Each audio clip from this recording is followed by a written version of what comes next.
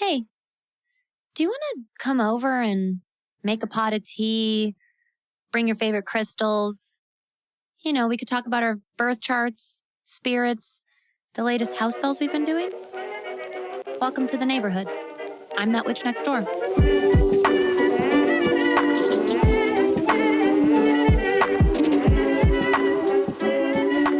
Hello, my wonderful witchy neighbor. Hello, and welcome to another episode of That Witch Podcast. I'm Danny, and I'm that witch next door.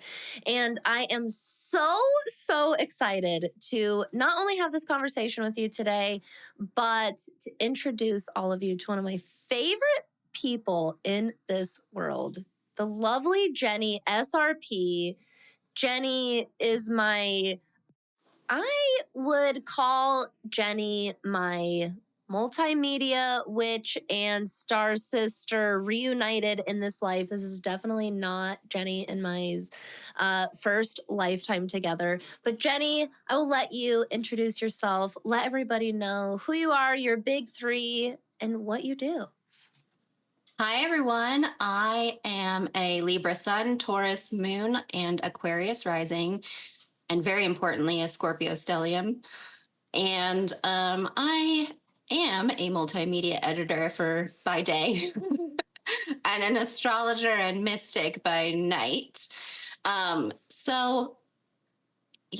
did I get here? I have been experiencing the last 20 years, a journey of chronic illness and family trauma that really took me down the road of spirituality and magic and belief systems and psychology, and have now come to a place where magic is a real and very active part of my everyday life.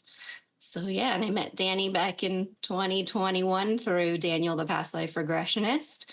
And we've been hooked ever since. We've got some astrology linked. So we're definitely past life friends. Yes, we do.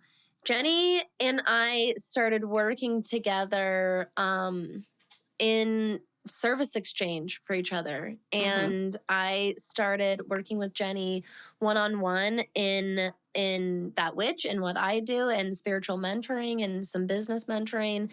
And Jenny became my multimedia. I call you my partner in crime and my wing woman usually when I talk about you to other people, because Jenny is in so many ways like my silent partner on my business. You're like my confidant, my friend. If you're in that witch school, you already know Jenny as well. She is our school prefect and our head astrology teacher. She is an amazing resource for anybody in that witch school, which is such a support and help to me and everybody else. So Jenny came to me with this really excellent, really intriguing, and I think very important podcast episode topic today. And Jenny, I would love it, in order to introduce our topic, will you tell us where the topic came from, why you wanted to share and have this conversation with everyone today, or with me for everyone today? So this has definitely been brewing for me over the last couple of years, as I went through a major life change in 2020 where my partner of almost 10 years and I split up. And because of my chronic illness, I wasn't in a position to take full financial care for myself. So I was set on this journey to follow a new path to sovereignty. And that's when I really started diving into astrology and getting a lot of spiritual readings. I was looking for guidance wherever I could. And for the most part, I had really wonderful spiritual readings. I met and connected with some of the most amazing people, but I had a few here and there that unprompted would try and give me advice about my chronic illness and what it was there for. And even when I had said, I don't need you to speak on this, or, that's not something I'm asking them about, they would feel they needed to interject. And the advice that they would give me was very misguided, based on public understandings of my illness. So I have chronic fatigue syndrome, post-viral chronic immune dysfunction, or one of other 10 names that the illness has. It's basically a multi-body system complex chronic illness that's very misunderstood by medicine. So there's a lot of stigma and misunderstandings about the illness in general. And when I would get these readings, I would get some of these things thrown back in my face that were really unprofessional and not supportive and didn't make me feel very good. And I am fully invested and part of the integrative healthcare philosophy that mind, body, spirit, past lives, ancestry, biology all work together to make us a complex human. So I'm open to spiritual interpretations, but there were definitely people that crossed the line. I also had met in my community some people that had wonderful, I guess you would call them gifts, wonderful access to the mystical realms. And it was very clear that they genuinely had quote unquote powers or gifts, as you would call them, but they had no disciplinary practice around their own ego. So their personal beliefs and life experiences were working on top of these gifts that they had that ended up being pretty harmful and limited projections onto other people. And then there was obviously the influx of TikTok and Instagram accounts of mystical practitioners who are maybe just getting started and are very enthusiastic, but don't entirely know what they're talking about and don't have a lot of experience. And we were all 20 years old at one point. So I understand people being excited to share their knowledge. But there's definitely things on there that are dangerous or really unethical to be sharing out there. And so that's what inspired me. It inspires me to keep doing my work, to show up with the experience that I have, and hopefully save some of the name of our witchcraft and astrological practices wherever I can. You said all of that so well. Because you and I resonate and align on these issues and the problematic patterns in the spiritual community very, very closely. And I have myself, I've experienced unethical behavior, in my opinion, in the spiritual professional industry. I haven't personally in the realm of ableism specifically. I did, and I've shared this on the show before, I did have a reading done for me. My mom had a woman many, many, many years ago do a reading on my sister and myself. And it was this huge packet of like 30 plus pages of printer paper. And I went through it, and it was overall very, very thorough. But it straight up said how I was supposed to die. And that messed with me for so long. I definitely have generalized anxiety disorder, and I have particular anxiety in health and death related issues in the first place. I have a horrible, horrible fear of death and dying myself and my loved ones. And to put that in this tiny little paragraph that honestly didn't have any feeling to it. It was like 5 sentences. It was written like a robot wrote it. And it was so, I'm sure the goal was to be neutral in delivering that terrible information. but it came off, and the way I interpreted it and received it was so cold, like a doctor that has the worst bedside manner. And I don't even want to repeat it because I don't even like giving energy to it at all. But this has haunted me. This has haunted me. I threw the whole thing away. I've had multiple people tell me, I can't believe you threw the rest of it away. And I'm like, it was like finding like a curse someone put on you or something. You know what I mean? It was something with bad energy to it. And it was something that I wanted away. Yeah.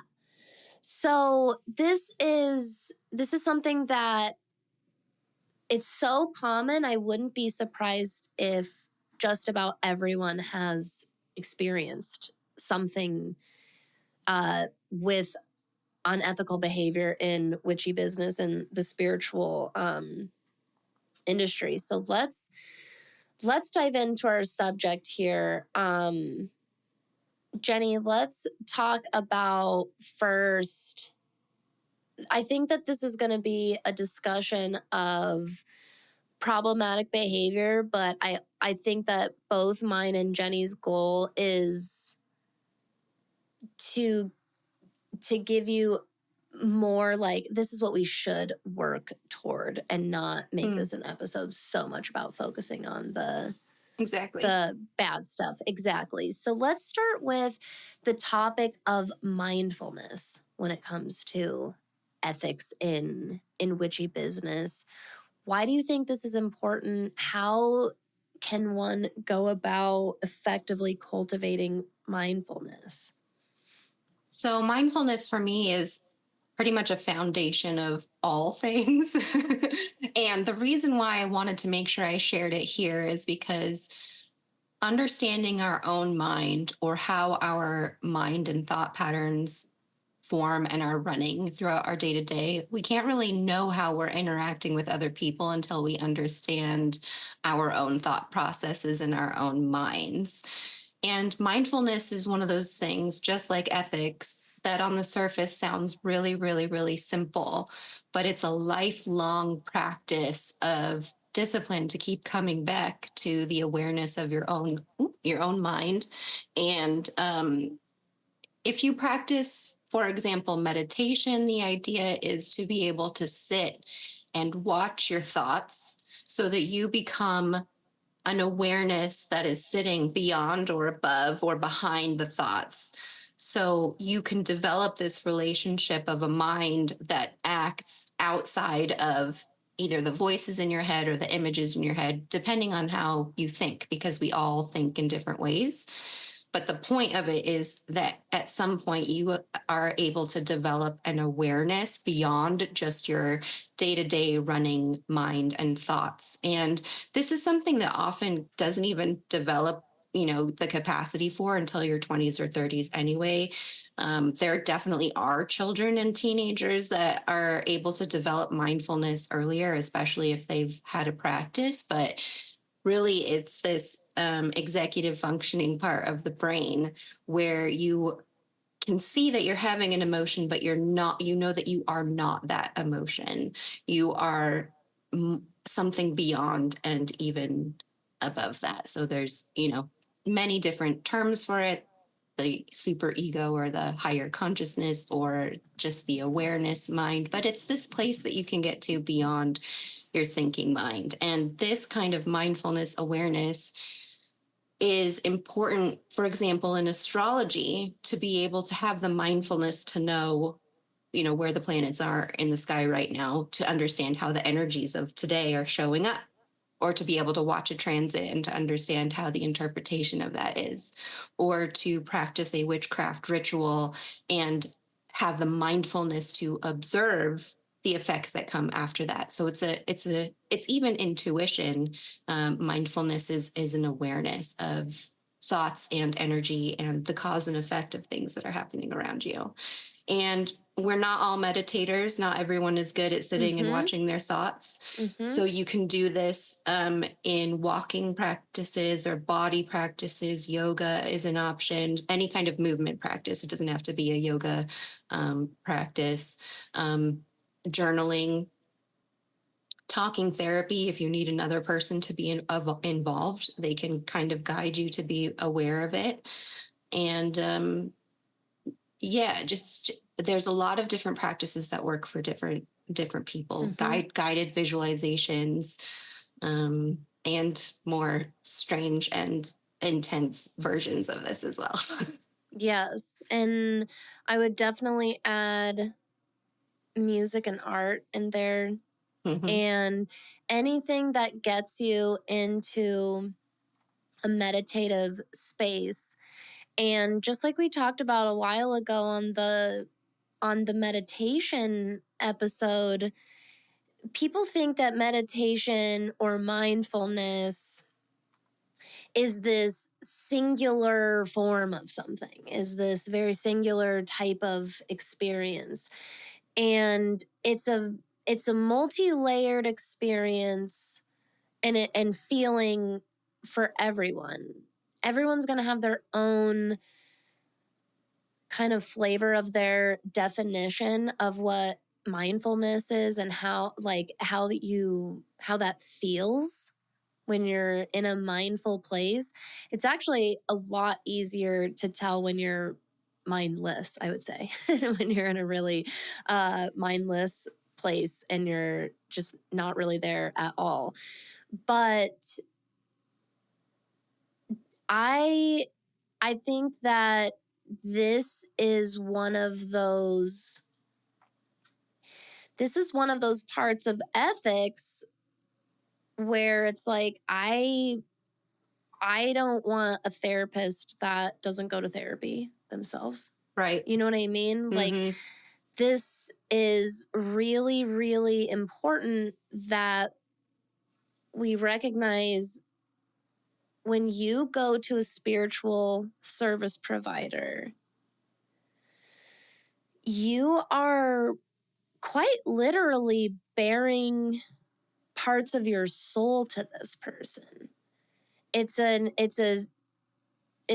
extra and special kind of visibility and vulnerability.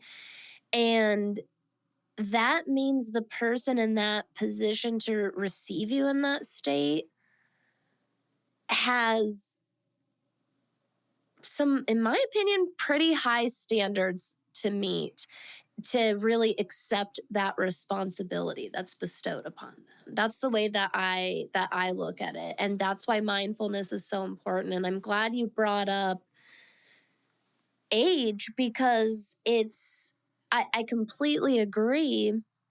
There are children and teenagers and very, very young adults that can develop some mindfulness and mindfulness practices. And I would also add on to that part of the foundation of a mindfulness practice is life experience. And Yes. this is why on the other side of the Saturn return, most people come out very humbled on the other side.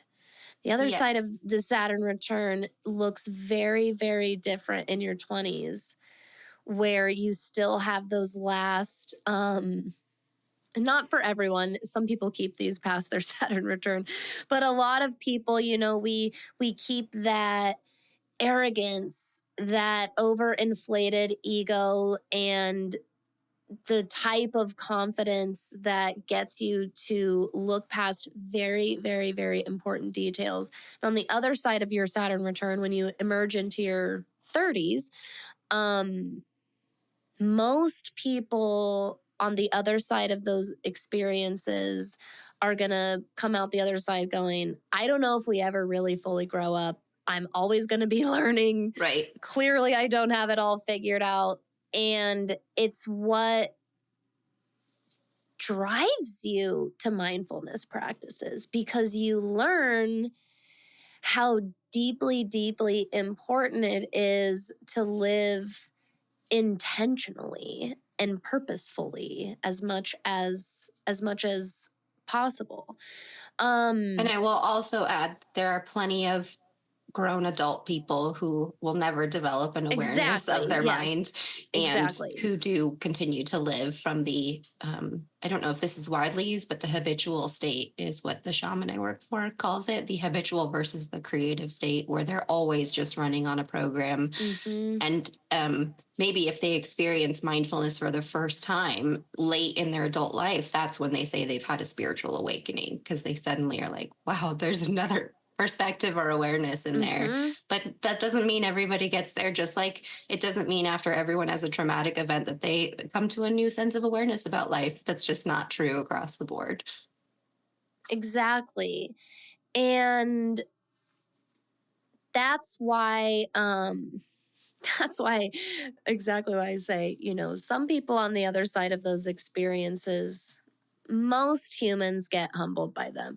There are plenty of people that honestly keep that exact same inflated sense of ego and confidence that we all have when we're teenagers, before your prefrontal cortex is finished developing and you think that you quite literally know everything. Some people never ever lose that. And in a lot of ways, I would argue that's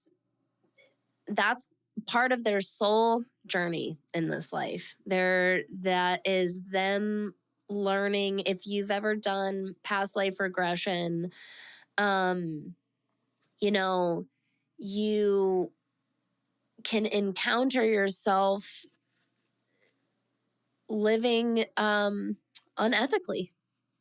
And that was a lifetime that your soul learned through experience, the sacredness of ethics, because I think that it's something that runs through soul beings. I really think that ethics is something that we feel is kind of this, like, I think that you said it, Jenny, and I totally agree. It's something that we kind of take for granted, like that's such an easy thing to have and to live by. And actually, it's really a lifelong personal philosophy and therefore practice. And so, speaking of which, let's talk about knowing your philosophy. I love this subject. Talk to us about this, Jenny, in regards to a person who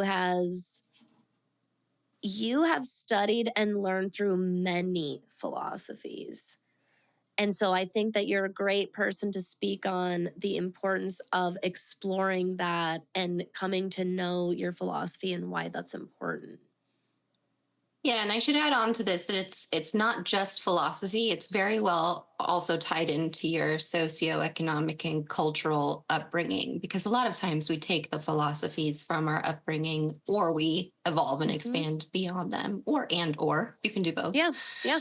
But for example, I've met people who identify as Christians of the Christian religion that have all kinds of different values and belief systems. So you can't always say I'm a Christian and that means one thing. You usually have to ask some follow-up questions about someone's core beliefs and values and what they actually practice in their philosophy and their beliefs. And for me, for example, I am a white, cisgendered, straight female that grew up in a pretty privileged childhood in California and Los Angeles. It's one of the most privileged places in the world, with one of the best education systems in the world. So this is going to color or what's it called? Lost the word. Kind of shape. Yeah, it will shape my perspective and the lens through which I see the world. I don't think I've ever met one person, and I've met a lot of very, very spiritual and evolved people who have a perspective that does not carry some filter from where they came from and how they grew up. So your philosophy also carries on with this. But it's also what you've studied and what you've come to develop as your core values, your core truths that you believe about the world, about people. What do you believe God is? And these things are really important because you're going to impose them on the work or the clients or the readings that you do. Yes. And if you're doing this for yourself, that's great because you're just enforcing the things that are your core values and beliefs. But for example, when I work with the eclipses, I love the lunar nodes. Not all astrologers work with the nodes, but I came to astrology through eclipses, and they have been an astonishing part of my practice and my study. Um, but I don't. But when I say these can relate to past life experiences, I very importantly premise you don't need to believe in past lives. This can be a metaphor. This can be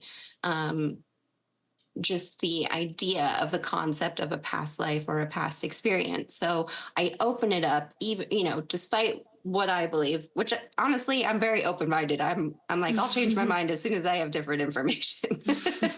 But I regularly to have past life regressions, and I'm open to the idea that this is true or this is possible. And I even use the language past life as not necessarily a literal thing, though it very well could be.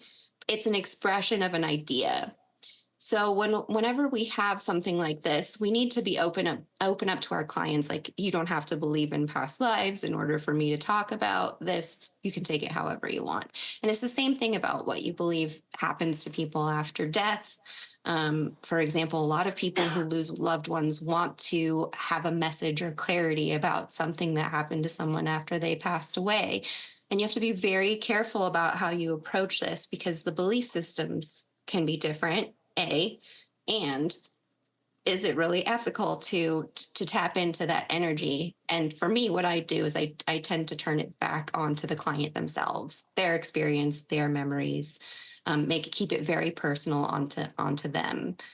And this really matters. And it doesn't mean you can't practice if you have a very strict belief system. If you are, a Hindi practicing astrology, you will most likely attract people who also follow the same belief system that you do, and you can offer your services in that way. If you are a queer presenting person, it's more likely you're going to talk to and attract clients that are that value and that experience is really important too. So in general, it's important to know as an ethical place to start off so that you're not imposing your beliefs or your philosophies or what you believe about the world onto other people. But at the same time, the universe works in mysterious ways to also bring people who are more aligned to you. So understanding your own core values and what you believe in and how you identify is going to be very important both to you and to everyone that you work with. This is why it's so important to share your values in your messaging, in your marketing, when you're talking about your services, on your social media, on your website, wherever you are attempting to connect with and work with people. This is why you will find all this information that Jenny and I are talking about. This is on my website right now. You will find my beliefs, you will find my values, and my personal philosophies. There are safe ways to share that as a business owner so that you feel like you are having appropriate boundaries for yourself, but you're also still putting it all out on the table. And I do this on purpose so that people who come across that and don't agree with it or it doesn't fit with them, that's a good thing. Now they have that information. And that's okay that we don't need to work together. I've said it on this show once and I will say it 1,000 times because it's something that I believe in so strongly. There is more than one path to God. There is more than one spiritual language. I'm not the service provider for everyone. And not any one person should truly be a one size fits all. This is why it's so, and it really is a balance between, I want people to know who are either just starting out or looking to, getting into offering professional readings or spiritual services of any kind of their own. There is this balance between being rooted in who you are and what you believe, and not shoving your beliefs down someone's throat, and being appropriate, and leaving things open-ended in a way that's more effective, because the client is therefore going to hear it and receive it in their own unique spiritual language. That's something that you learn with experience in your business. You can hear about it, you can read about it, but it's not something you can really put into practice for yourself until you have a chunk of clients under your belt and you have people that sit down with you that don't quite either believe the same things that you do, or I would say, honestly, more accurately, people will sit down with you that don't approach spirituality the same way that you do. And there is a safe, ethical, professional way to go about that while remaining true to your own values and belief system, for sure. Yeah, and I think a key thread through all of these points is to always focus on empowering yourself and the people that you work with rather than imposing. Absolutely. Your information that you're giving them should do just that. It should be informative, insightful. I would put the spin on there, inspiring. It's not always easy to do that, but I do personally make it a goal to end every single session that I have with somebody making them feel like they have more out there. I don't ever, ever, ever want it to sound like or feel like what we just talked about is the end all be all. That is something that I am so firmly and strongly against. I want you to feel, I always tell people the sign of a good session is you leave with more questions than you came with, because it just piqued all of your curiosity and makes you want to go down a million different new rabbit holes, because you do feel empowered and you do feel inspired by the information that just came through, not defeated and like you have this one set linear timeline to go forth and live.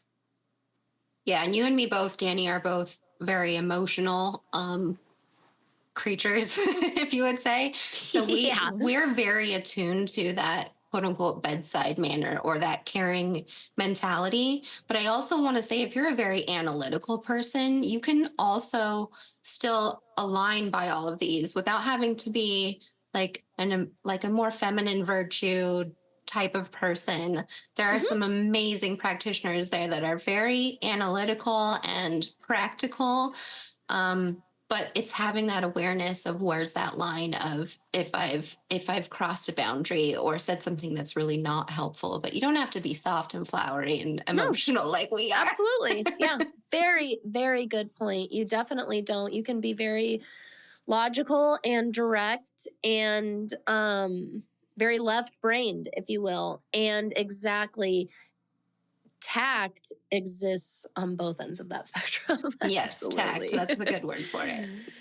So when it comes to ethics in your business in general, let's talk about some of the things that current or future business owners and entrepreneurs should consider to be building or getting to know their own ethics and ethical policies. Yeah, and one of the things that why ethics is so important is because it's not just about protecting other people, it's about protecting yourself as well. So Exactly. I've worked with a lot of entrepreneurs and people starting businesses who think they don't need certain structures in place because they don't care if something comes up, but they don't realize it's to protect them as well, because you're in an energy exchange and it's important on both sides to understand how the ethics apply to people. Yes. So you have a responsibility to yourself and the people that you work with to have this circle or container, if you will, of protection for yourself and your business, because you're creating an energetic bond or a space that you're sharing where this work gets created. So it's your protection bubble of your business. Absolutely. And this is such a good point to make, because this is just like I was talking about how I put it all out on my website so that, like, if it doesn't work for somebody, that's okay. Not only does it work for me in that regard, this is how I create safe community for myself and my business. Yeah. That's why I put my values out there. I say what they are. I live by them. That's a big part of it, obviously. That's part of an ethical practice. It's not just this part, the discussion and the words and the thoughts and the opinions. It's the practicing all of this that you're talking about, practicing these values and beliefs and morals that you have. And one of the ways that you do that um is having, first of all, zero tolerance for like non-negotiable harmful behavior around yourself and your community. So one thing I am flat out about, and I had to learn this through experience. I didn't just come up with this and protect my business and myself from the start. I got burned. This is how I had to put this into place. But I refuse to work with people that don't believe. And there are readers for you. I'm not saying that we should turn people away that don't believe. I am not here to convince you of anything. I'm not here to prove to you that magic is real. I'm not here to prove to you that witchcraft is real and valid. You accept those things by working with me. This is not an opportunity to show up and say, all right, make me feel something. And I have had this happen. Again, this is not just something that I was all smart and preventative about. No, this is part of, especially working in the high turnover tarot reading industry. Mad respect to everybody that's been there, because it's the Wild West of the spiritual community. Yeah, definitely. Because there's so many people that have heard of tarot. And I don't mean this in a bad way, it's just factual, but like, it's cheaper a lot of the time. It's like one of the cheaper things that you can do, especially if you're wanting to just dabble in getting some sort of spiritual service. And quite frankly, this is why I wish you would charge more than $5 for your readings, everybody, because yes, raise the bar, please. Yes, because this is why there are people that are like, fuck it, it's $5. Let's see if this is real. Let's see if this person can prove to me that magic exists, that psychic abilities exist, that essentially they're doing that old school thing of sit down, prove to me that you can read my future. And fuck that. And this is why I had people like this, and I had to develop in my ethics system for my business, which, just like Jenny said, is my protection system for my business and myself. I do not have that. You can be non-secular, you can be atheist, you can it's fine if you don't believe in magic. My point is that if you come to work with me, it's not my job to prove that to you. So I do require that you have an open mind. That would probably be a requirement of working with me. Yes. Yeah, because when you an open mind. I don't take people who don't believe, I was like, believe in which? Yeah, exactly. But an open mind makes sense. You don't want aggressive, necessarily skeptics who are out to test you. And I am a fan of skeptics. I am a skeptic. I am too. The best mystics are skeptics, as I like to say. But it's people who want to test you or who are adamant that they will not take in what it is that you're saying, no matter what. Exactly. Yeah. Exactly. Because that's going into the realm of being straight up disrespectful. And absolutely no one is required to open themselves up to disrespect. In the services that they offer. Exactly. Absolutely not. I love this next point that you noted down for us, Jenny. How do you talk about health, death, and money advice? And I would add into there, although I guess this is a branch of health, but marriage and pregnancy is a very big family one planning as well. Yeah. Yes. Those are good points. And the reason why I put these especially in here is because most countries actually have legal guidelines about giving people advice about health and money. So it's important to be aware of that. And the easiest thing to do is just have a disclaimer wherever you are that say this is not medical advice. This is not financial advice. That doesn't mean you can't talk about values and money and how you make them, but you're not giving someone an explicit prescription for what they should do.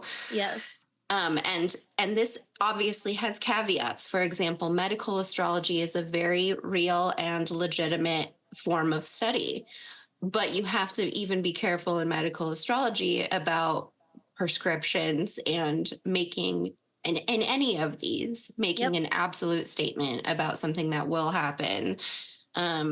And there are excellent astrologers out there that can be very precise, but you have to be careful and know your lane. For example, I know the correspondences of body parts to signs and to houses and what houses mean, but it doesn't mean I'm going to ever diagnose someone. I can just let them know that this is something to look out for. And you just have to be very careful with it. And usually wait for an invitation. That is the other doorway in. If someone does not say, I want to talk about health or money or death or marriage or kids, don't bring it up. Focus on the query, which for any of you booking sessions, I am very guilty of this. I would always be like, I don't have a question. I just want to know what comes up because I thought the universe had better plans for me. But that's like going to Google and not putting something into the search bar. It's like telling Google, show me the whole internet. It really, really helps when you come for a reading to at least have a couple of vague things that you want to talk about so that, honestly, astrology, especially, and tarot, any spiritual work is totally infinite. It's as infinite and vast as the universe. And what we do as facilitators is narrow it down and try to Exactly. We narrow it down. So anything that has a real potential, real world consequence that has to do with someone's health or livelihood, you have to be very, very careful about how you present that information. I would add on to that a couple of things. Yes to everything Jenny said, plus ask yourself what you are comfortable talking about. Some readers, because they have certain certifications, trainings, education, schooling, etc., are comfortable. So many doulas have medical and clinical backgrounds and trainings, and they layer spiritual education and spiritual training on top of that. Ergo, they're qualified in both senses to work with this physical and metaphysical bridge, okay? However, there is a difference between that and somebody who has studied a lot of medical astrology but hasn't done medical school or training. There are two different ways that each of those examples should approach health conversation in a reading. It doesn't mean it has to be off of the table. And both people would have to approach it appropriately based on their experience, backgrounds, and trainings. And it's okay if there are subjects that you are not comfortable exploring with people. So, one thing that I put my foot down about early on, because again, this happened to me very frequently at the beginning, was I finally had to tell people I do not answer the question, will I get married? Will I get pregnant? When will I die? Or how will I die? Or am I going to die? Will I get this job? Another big one. Should I quit this job or should I take this job? Should I apply for school? I help my queerants, and I don't just, this is part of being an ethical business owner. I don't just say, I'm not answering your question. I help them restructure. I help them reframe their question in a way that I think is going to give us more effective information, anyways, from the cards or the chart or whatever it is, or their guides. or I explain, when we ask the cards or the chart, should I, especially when you're going to a reader, when you're going to someone else, it's different to do this with yourself, with your own guides and your own spiritual practice. But going to another person and saying, should I break up with this person? You are putting the responsibility of your decision making into the hands of those cards, into the hands of that reader. And that's not who is responsible for your decision making. All of us are responsible for our own. And so that's one thing that most of us don't think about when we very first start out in our business, until those questions come across our plate and we realize, oh my God, I have no idea how I'm supposed to answer this right now. Every tarot reader has some story about an atrocity of a relationship reading that they've done and how the conversation with the person goes even worse than that. And so the best way to handle these, I think, is to help your querents, help your clients reframe their questions in a way that keeps everybody's control where it's at. So your client can only control so much. They can't control another person. They can't control an outcome. They can't control external forces that happen to their life. They can control within their own inner world. And that's the best direction to gear a lot of questions for people is, how can I work with this information? How can I best move through this? What do I need to know to make my best decision for myself in this difficult situation? Those are the kinds of questions that are going to actually be informative and empowering and hopefully inspiring to a person. Yeah, and I would say if someone wants tools to learn how to do this, practicing any kind of inquiry practice will teach you how to ask the right question. So for me, I like Byron Katie's The Work or Judge Your Neighbor worksheets. For me, that was a huge learning process in learning how to ask questions and get to the truth of things for myself. And then also Brene Brown in all of her books has these amazing inquisitive inquiry questions. And as you are familiar with them, you can bring them up in through your work. That helps you guide the querent to the answers that make the most sense for them. Exactly. And those are both really, really, really strong resources and references for everybody. I totally, totally agree. Because if you step outside of a client asking what might look like a really shittily worded question, when you step outside of that and look at the situation, you can realize this person's usually coming from a place of very valid fear or concern, or experience. And you can understand why they're asking what they're asking. And so if you can if you can recognize that it's valid for a human to have those questions in the first place and help them reframe it in a practical, more effective way, you are going to facilitate a much, much better experience for both you and the client moving forward. Absolutely. I love that you brought up the 4 agreements. Jenny, will you tell everybody that might not know what the 4 agreements are? Will you let everybody know what those are, and we'll go Yeah. into them? So this is one of my favorite, very simple, very practical books that is an invitation to open you up to mindfulness and understanding how you are generating and expressing and living out your core values into the world. So Don Miguel Ruiz is the author of it, and he grew up, he trained as a medical doctor and then had a life changing experience that led him back to his roots of magic and shamanism through the Toltec wisdom tradition. And he just boiled these down into the most simple, digestible 4 agreements that you can practice and apply to your life. And this works for working with yourself, with your clients, or with other people. So the first one is be impeccable with your word, basically be honest. And the subtext is ask yourself, is it true? Is it kind? Or is it helpful? Because there are a lot of people that say, well, I said it, but it's true. But that doesn't mean that it's kind or compassionate or helpful. Or if someone comes to you and they need advice, you can give something really practical without any kind of kindness.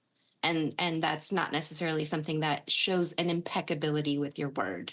Mm-hmm. This also means following through when you say you're going to do something, and basically honesty and trust in yourself and how you show up for other people. And obviously the book outlines all kinds of examples and nuances to these. But the second one is don't take anything personally. And this one is simple, as it's stated, but very difficult in practice. But especially for us emotionality gals. Oh, yes. For anyone who's empathetic and feels into other people's feelings, or even just has a lot of feelings of our own, it's important to remember that everyone is coming into the world through their own lens of their perspective, like we talked about earlier in the episode, their own lens of experiences. And people are not hardly ever going to see you the same way you see yourself in an interaction. They're always going to be layering upon you their own mirrors and projections of how they're interpreting the experience.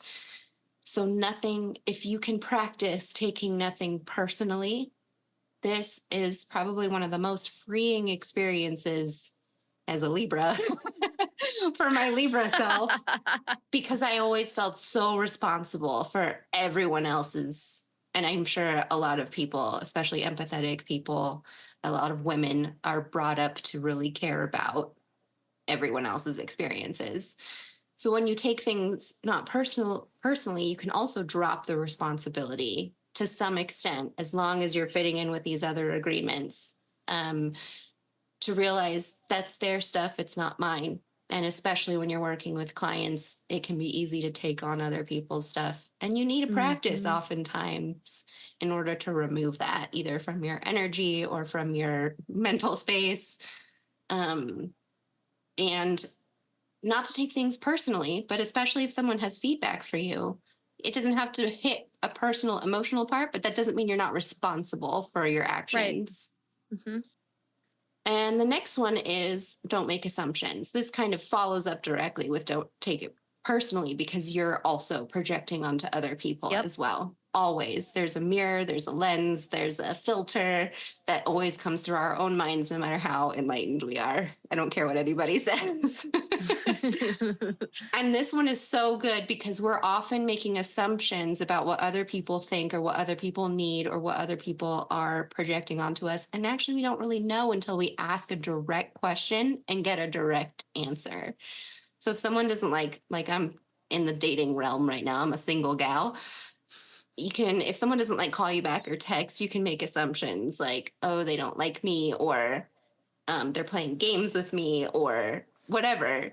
But you don't know until you ask this person straight up, like, how do you feel about our communication? Or, Mm-hmm. ask direct questions. The fastest way to enlightenment is direct questions, I say. Yes. And the fastest way to good relationships. We, especially in our families, we have all kinds of stuff with our birth families or people that we grew up with, and we can make a lot of assumptions based on who they were or how we grew up with them. And oftentimes we just need to ask a really direct question. So learning to ask good I love questions that. is a Mm-hmm. good theme throughout this whole thing. Yeah, it 'Cause is we actually. don't all know nothing. Straight up.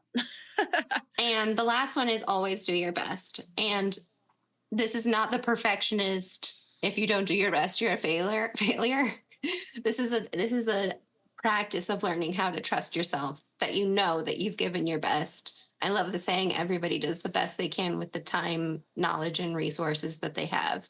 And that's one of the Brene Brown things. I believe she said that everyone does their best, or she was questioning that in one of her books. Is this true? For me, that's a truth that I hold. Not everybody holds that truth, definitely not.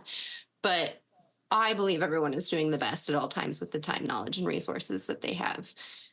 So, what this means is check in on yourself, see if you're actually following through with the previous agreements. And are you living in alignment with the core values that you hold for yourself? And if not, you know where to make an adjustment and to realign. And for the perfectionists out there that are like, I could always be doing better, I'm never doing my best, trust me, I feel you. But if you trust that you're doing your best and you're coming back Exactly. to these agreements at all times, we are all going to make mistakes. I have worked with practitioners that have overstepped a boundary and had very meaningful and kind conversations with them about it, and they learned and they grew. So it doesn't always have to be that everything is perfect all the time and no one ever breaks ethics or boundaries. That's bound to happen. We're living on Earth. And sometimes you can say something that really oversteps something for someone without knowing it. But the fact of the matter is, you can keep coming back and realigning. Yes, that's such a good, powerful reminder that, first of all, it's the fourth agreement is always do your best, not do everything perfect. That's not, and it's so Exactly. easy to instantly interpret it that way if you do struggle with perfectionism. Perfect. I can't ever do anything wrong. No. Because of your beautiful example, it's okay to make mistakes. You will make mistakes. They will. Not a single person moves through life without making, honestly, very regular, normal human mistakes pretty goddamn frequently. Yes. And it's like, people ask me how I get comfortable, like, socializing and talking in groups and making presentations and talking to people. And it's because I got really comfortable with the experience of burning humiliation.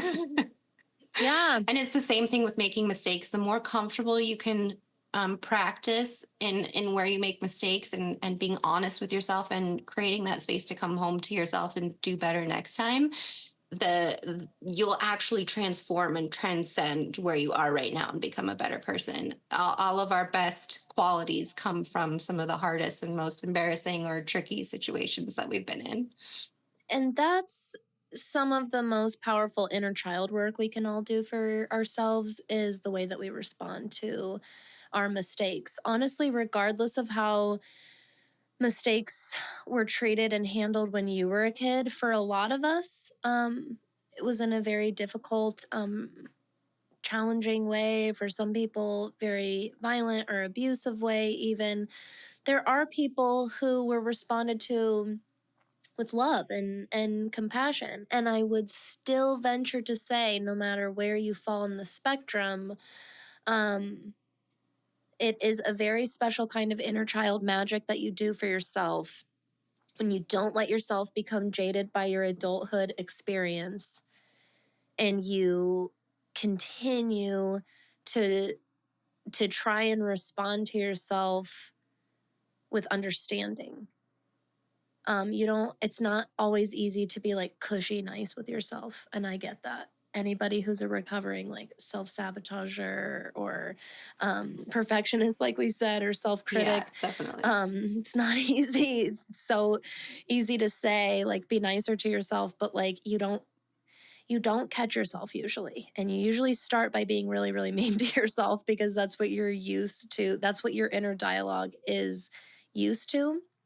But if you recognize that most of us talk to ourselves that way on the inside, and if you can take the extra step after responding to yourself with harshness of then responding to yourself with understanding, I have found that in and of itself is one of the most powerful steps I've taken for myself in self-care and self-acceptance. And is my self-dialogue is not perfect, and I'm still a dick to myself a lot on accident. I don't mean to be, but I can definitely say where I've really, really, really improved is saying sorry to myself the same exact way I would to somebody else. Yeah. Mine is totally. I will not abandon myself. I will not abandon myself. Yeah, exactly. And another thing about doing your best is your best isn't going to look the same every single day. If you wake up at 20% and you only have 20% for the day, doing 15 to 20% that day is your 100%. So yes, that's part of the mindfulness, is being aware with where you're at. And like, if you are at 10%, you don't have capacity for a client call, you need to make an adjustment. That's where you need the mindfulness to come in and say, this isn't the day to do this.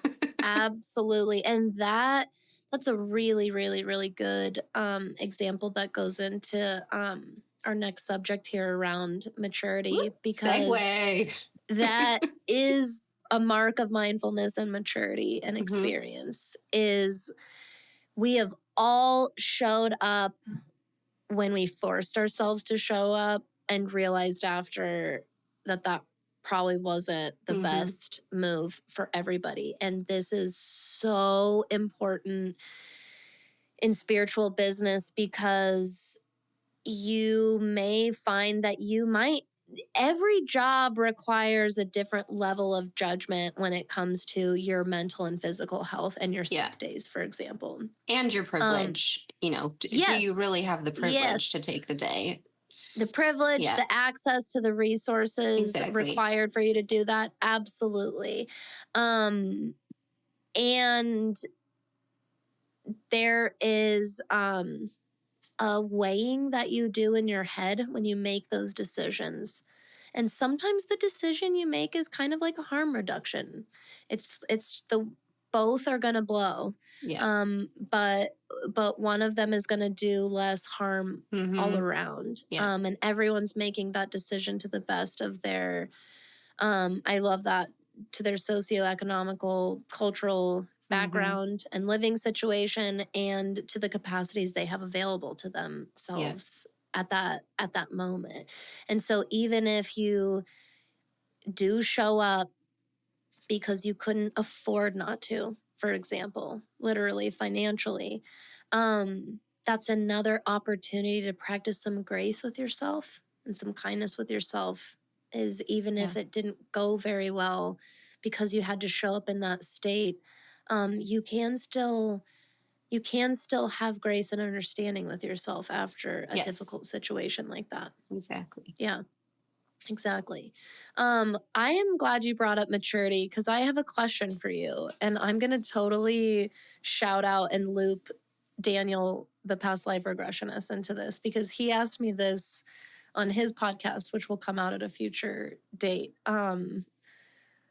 He asked me if, and I'm going to ask you, Jenny. I think I know what this is. You do. Yeah. And I already don't speak in absolutes anyways, but this is totally structured that way. Do you think a person should be allowed? I think that was the word maybe not allowed. Should a person be in business before their Saturn return in this kind of business? Should is a tough word. Be in business, I think, is fine. Yes, you can have a business, but how it is that you are advising people is a question. Oh, and really quick, will you remind everybody the rough ages that someone goes Yes. through their Saturn return? Saturn return is between 28 and 30 years old. 31, yeah. Yeah, 30, 31. And that's when Saturn returns to the same point in your chart that it was when you were born. So you have your first one around 28 to 31, and your second one around when you turn 60. And this is a point where you find on the other side of it, you're like a real adult. Like in your 20s, you're like pretending to be an adult. You're like getting your first real job and having your first real long-term relationships for some people, doing the adult things on your own without the direct supervision of your parents. And then after 30, it's like, oh, I'm really big person now. I have to show up and wear my adult pants. And I would add on to that, you find out on the other side you really are an adult. But again, my biggest realization was I think one of the biggest things I realized after my Saturn return is I don't think I'll ever feel like one. I don't know that anyone ever feels like an adult, but you are. You're on your own after that. You are like officially thrusted into it. Exactly. I think my biggest realization after my Saturn return was I don't know anything. Exactly. That's what I mean. I was very, because I started my spiritual journey in my 20s, and I got sick when I was 21, and I was like, I've been through a lot in my 20s. But I was also doing a lot of projecting. Like I said, I was very enthusiastic at the beginning of my spiritual exploration. And I was like, did you know about all of this to everybody that I knew? And then after 30, I was like, oh, like I don't get to put this on other people. Like, this is my journey. This is my thing. That was kind of my, as well as my Saturn is in my 9th house and I moved abroad. I became an expat. So anyway, where Saturn is in your chart can show you the theme of your Saturn return. I think the question I have though is, it's sort of what we were talking about, how with your philosophies and your cultural background, people are going to come to you with the experience level that you have, right? So I think it's sort of fine for people before their Saturn return to work with a lot of people who are younger than them or in the same age or going through the same things. But I do find it very difficult to completely have the perspective of someone that's on the other side. And similarly, I haven't done readings. I did one reading for someone who was just about to have her second Saturn return, but I haven't had any client readings with anyone after that. And I'm only just now working in a group of women who are having their Chiron return, which happens at 50 years old, which is around menopause and things like that. So I'm being educated through the people that I'm working with. So I know a little bit about it, enough to talk in a consultation. But if someone specifically wanted to talk about their Chiron return, I would refer them to someone else because I'm not qualified to say what happens on the other side of that. So, and with that maturity, and you can have different experiences in your life that escalate or elevate or speed up.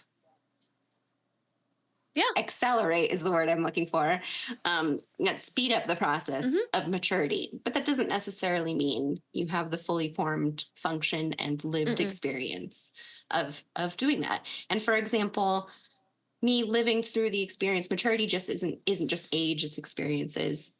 So my maturity level in dealing with chronic illness and dealing with the medical industry and dealing with family trauma around family medical emergencies, I have that experience in order to be able to talk on it and to relate to other people who are going through that. But I would not go to somebody who'd never experienced those things to speak about those things. And similarly with you, Danny, with your publicly shared information about the experiences with death of loved ones in your life, you're someone that people are more likely to come to for advice in that rather than someone that's never experienced a close loved one passing away. Yeah, I think that I firmly agree with everything that you're saying. And that's why for me, and I think this is how I answered it for Daniel, it's not really a should or shouldn't you question for me. It's much more of answer for me. It's much more of a moving with ethics, Because I wouldn't say I went into business before my Saturn return. So I fall into that category. I would not caution. I would tip anyone off. I would plant the little seed. Be prepared to change your mind. Be prepared to your attachments change after your Saturn return because your values kind of change. And they don't change. I mean, some of them do, but they get more solid or take more shape or definition. And so it's very common to change your mind because you feel like it's one of those times in your life. And there's many of these throughout a human lifetime where you feel like a completely different person on the other side. And so you're able to see like why a past version of yourself went into a certain experience, yet now you know you can't really imagine yourself doing that anymore. That's why it's not so much about like, I don't think that if you are in spiritual business before your Saturn return, I don't think you're doing anything automatically ethically wrong simply from that fact. And there is a higher chance of some unethical, maybe unintentionally unethical behavior with lack of life experience. And it's through life experience that, and Saturn return is not the only marker for that, because like Jenny and I both said, the other side of that certainly doesn't make you feel like you have life figured out. Like, so that's not like the marker for how old a person should or shouldn't be or whatever. Like, it's not the only bar to take into consideration. I love how you brought up, Jenny, like it depends on what you're looking to get out of that service in the first place. And as a client, you should absolutely take into consideration the experience of, it would be the same thing as if you are going to therapy for a traumatic death that you experienced, and you have the choice between a therapist who has not had or has had very little experience supporting people with that, and you have a therapist who is specialty training, lots of experience both with their clients and for themselves with that. You're obviously going to have a much more effective experience with the latter choice there. And that's why if you are younger, I am all for you starting your own business, because I think that it's the perfect time to try life. And I don't think you should live in this mindset of like, I should wait. I always have to wait for the right time, the right thing all the time. And if it's one piece of advice I would go back and give myself, I think the advice I would choose is go easy on yourself when you change your mind, because it's okay to change your mind. Yes. And it's okay for you to evolve and change. A lot of people start things in their 20s, and because of our brain development at that age, we are still in that mindset of like, this must be forever for it to be good. Very much are likely to change your mind. I mean, how many people actually do work on their university degrees, like work in the fields necessarily? Yeah. Like so many people change their paths. Mm-hmm. And in the professional, just in the entire realm of career and professional work, at least in the Western world I could speak on, we are moving more and more away from quote unquote like lifelong jobs and careers. Right. And more and more people are having these more eclectic resumes throughout their entire career. It's going to be more common to see people that stay at a job for a handful of years at a time versus really valuing staying somewhere for 30, 40, 50 years and having one career, one job your whole life. There's nothing better or worse about either one. I just mean, as far as human development trends are going, that's definitely where it's going. So give yourself that grace, let yourself change your mind, and know that experience is going to continue shaping who you are. Yeah. And I would say too, if you are a younger person and you want to start a practice or a business, as well as keeping all of these tips in mind, consider an older mentor if you can. I know how hard it is to find like an actual mentor you can work with, or keep studying philosophies or teachings of people that have come before you. As long as you're continuing to grow in your ideas, it's fabulous if you can afford a mentor. You have a mentor who's older and more experienced, but as long as you're continuing to learn beyond people who are at your level, and you're like in astrology, for example, there's people that have seen hundreds of thousands of charts, and Yeah. that makes a huge difference in the Yes, it level of does. knowledge that you have. So just keep at least studying, and if you can work with a mentor that's older than you, that's a piece of advice I'd give. Absolutely, because there's one thing, and you and I are going to talk about this the next time I have you on for our chat about Pluto through the generations. I'm very excited to talk with you about that, Jenny, but Me I'll too. bring it up briefly here. As many of us are generational pattern and curse breakers and healing generational trauma, part of that process, of course, is looking at the behaviors of those who come before you to learn from it. And one thing that we could really strive to do better about is respect for our elders and those who came before us. And just like we were talking about with folks with various socioeconomic and cultural backgrounds, the same goes for generational capacities, privilege, resources that people had access to, because it is very easy with the access that we have to information now, especially with the internet and social media, to look back and be like, how could they have done that? When we have absolutely no idea what decision we would have made had we had literally zero of the information.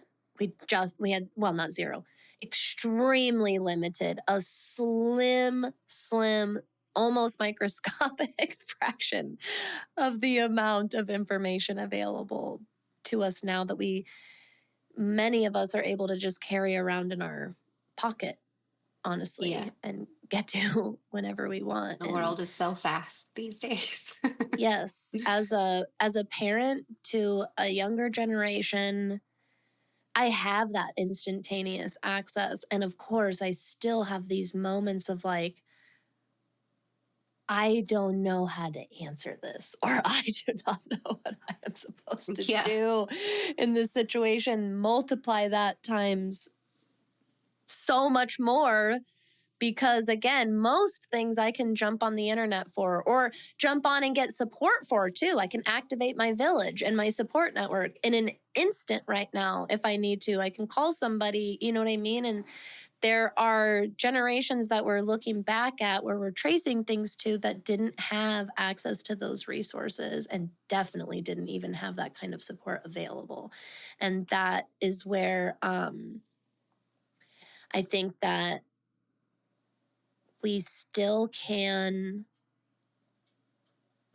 can learn from the past.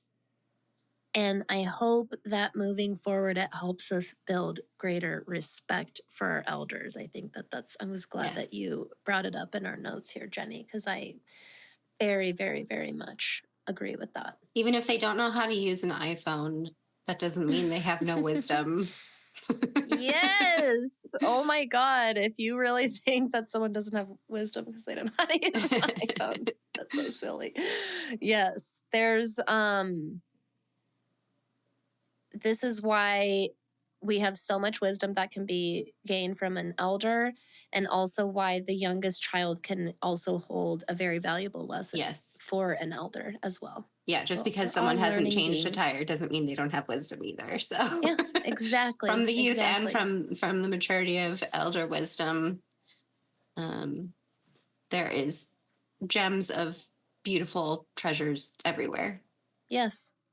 Ultimately, everything that we've talked about today leads us to a really major connective theme, which is fostering critical thinking, Mm-hmm. which is something that, just like mindfulness, just like ethics, doesn't happen. It's something you cultivate Yes. and you nurture for yourself. Yes. So unfortunately, critical thinking is not taught in all school systems. It was No. taught in my school system, which is thank goodness. But that doesn't mean it's automatically used and cultivated by each person either. But what critical thinking is when you're presented with a piece of information, do you accept it right off the bat, or do you have a more inquisitive mind that wants to know more about how this is real, or what this means, or can I trust the source that this is coming from? Is it true for me? Is it true across the board? Is it a universal truth? Critical thinking is allowing you to ask questions like why or where, more questions than just accepting information that's presented to you. Exactly. And I also like that you make the point that this is not something directly taught to a lot of people, because you might be a person who critical thinking was not, again, directly and obviously taught to you in your childhood, or you are a person who was, and it's easy to take for granted the fact that not everybody was. And so fostering healthy critical thinking for yourself, but also positioning the services and the offerings in your business to further nurture critical thinking. Mm-hmm. That's why it's so important to me that I don't speak in absolutes, Mm-hmm. because it's so important for me to maintain as open of a mindset as possible to me in the work that I do, so that I'm never feeling that guru, God complex, I know it all, Mm-hmm. that can really truly happen, particularly in the spiritual industry. That's definitely a particularly problematic area in the spiritual industry, is slipping into, I've already healed, I've done that, I healed, I Mm-hmm. healed that. Yes. I already learned that, I know that now.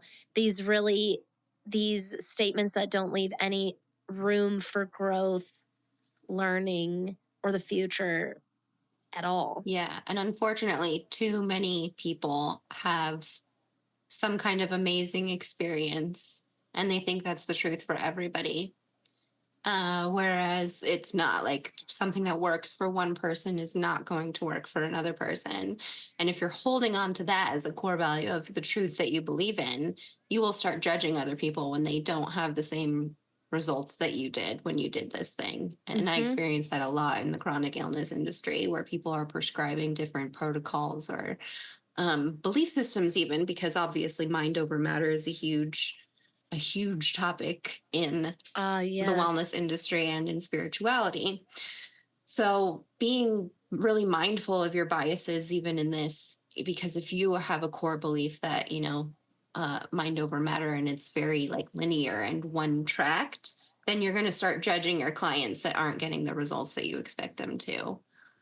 And when I read a transit for someone, for example, I usually default to just saying this is more about the timing and the themes, but how this actually shows up for you could be different.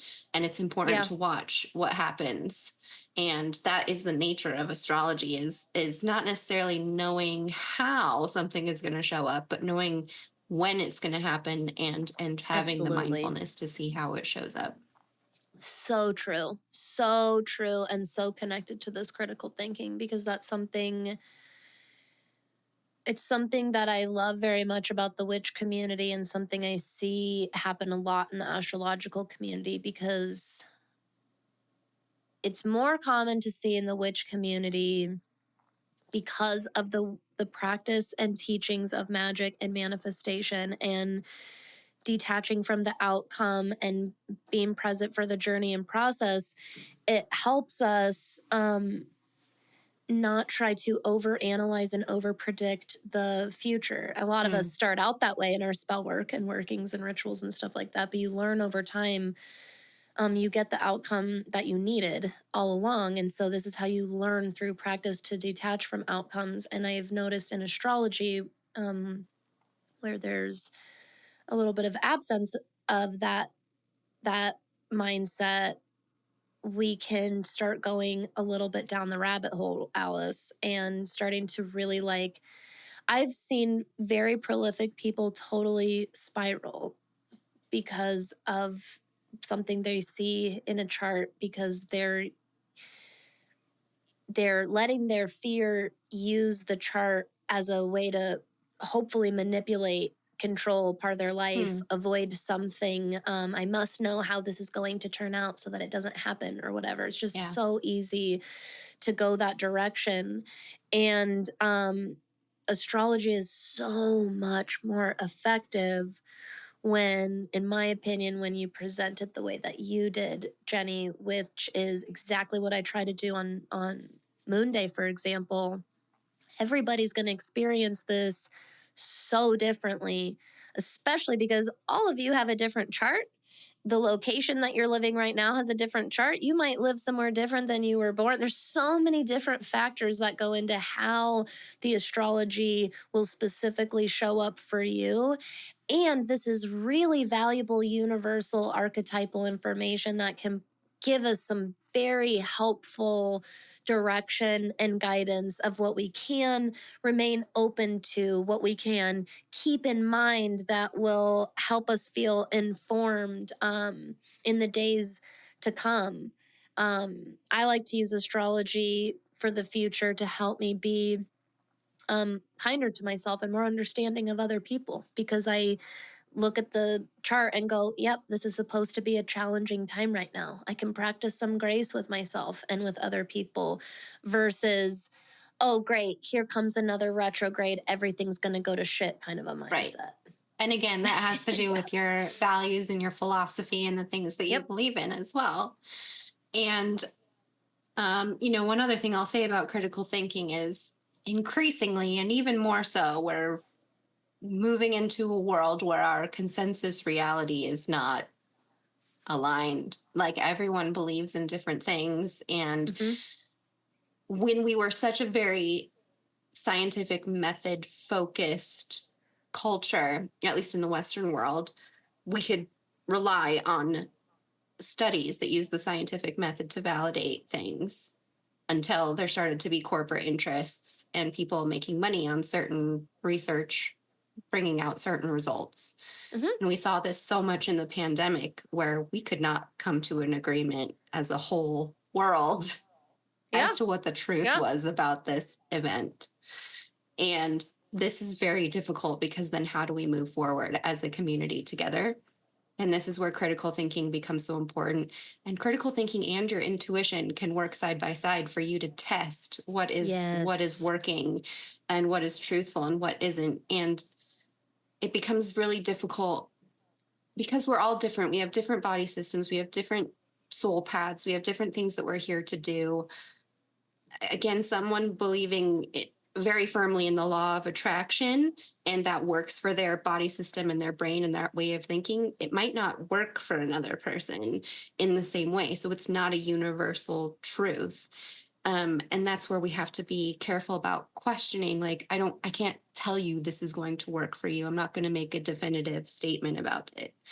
But, like you were talking with Ashley on the Aquarius new moon shadow chats, mermaids, aliens, like, who knows? We don't necessarily have a scientific method for everything, or scientific proof, but there's the possibility that it's out there. But that's why you have to be careful about speaking in absolutes and making definitive statements. but allow for the openness. But know the difference between when you're saying something is for certain the way it is. And I'm a Libra sun and an Aquarius rising. I'm like, I will take the neutral of of the median of everything and willing to change my mind if I'm presented with different information. But I see certain things repeated over and over again, like Yamoto's water crystals. You project a certain emotion onto freezing water and it forms crystals in a certain way. But I've read numerous scientific method studies that don't reproduce that. I don't know if that's the truth. Maybe there are certain conditions where an emotion projected on molecules creates more beautiful molecules and they're more aligned and more harmonious. But we don't actually know the whole truth of what that means or if it's even true. And I think if that's a helpful thought for you and it helps you in your witchcraft and the things that you do, I stir my tea and I say, may this help with my health and abundance and joy. And that helps me. That's a practice that works for me. I don't know if it changes molecules, but we can hold the space for the possibilities, but be critically minded about it before you impose that on other people and state it as a fact or as truth. The whole universe, again, coming back to philosophy, you have duality and non-duality. And even just having those two at the same time is in conflict of what our human brain can comprehend. Yes. Duality means there's a black and white, there's a yes and no, there's a truth and there's a non-truth. And non-duality is no, there is nothing. There's everything There's nothing and everything nothing at the same time. And our human brain is like, does not compute. I don't understand. So that's why prescriptive practices and assumptions or conclusions in readings, they need to be held without definition, but more of an openness for how the energy of this can move and evolve. Yes, exactly. This has been so helpful, I think. Not just if you're a person in business or looking to start a business, but anyone just engaging with the professional spiritual community at all. I think that this is valuable context that we need to be giving, that we need to be talking about and talking about a lot more often, instead of that human binary of either all spiritual everything is bullshit and they're all scammers and crooks, or no, it's all 100% perfect sunshine and rainbows and wonderfulness. There's a lot of complexity here.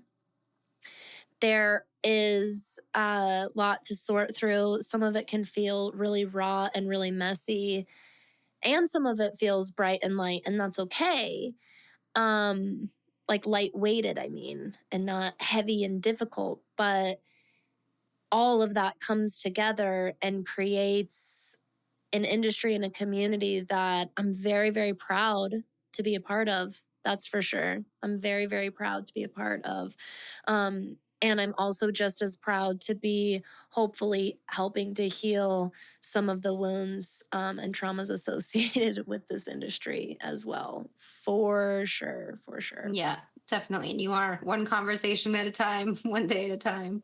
Yes, exactly. So, Jenny, thank you for coming on and talking about this with us. Because again, I just think this is such a good conversation to be having with everyone.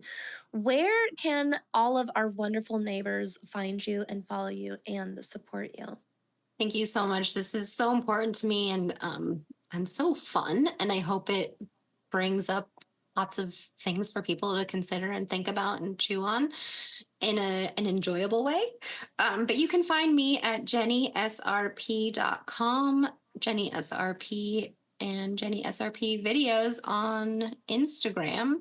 And I'm pretty much JennySRP everywhere. SRP stands for Sparkle Rainbow Pony. And that is a very important and meaningful title that I hold.